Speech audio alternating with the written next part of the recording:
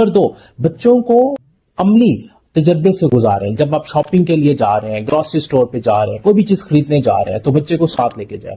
اور ساتھ لے کے جانے سے پہلے بچے کے ساتھ ڈسکس کریں کہ کیا خریدنے جا رہے ہیں، بجٹ کیا ہے، اور اس بجٹ میں کیسے ہم ایک بہترین خریداری کر سکتے ہیں.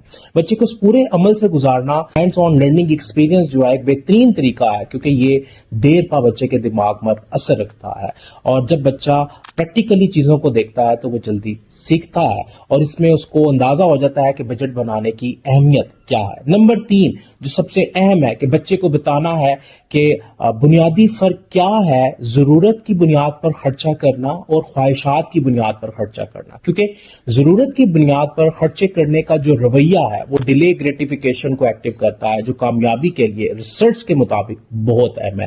اور اگر ڈیلے گریٹیفیکیشن کا رویہ بچے کے اندر آ جاتا ہے تو یقین مانے بچہ مستقبل میں اپنی کامیابیاں آسانی سے سمیٹ سکے گا، بنسبت اس کے کہ اگر بچہ خواہشات کی بنیاد پر سپینڈنگ کرتا ہے، خواہشات کی بنیاد پر خرچ کرتا ہے.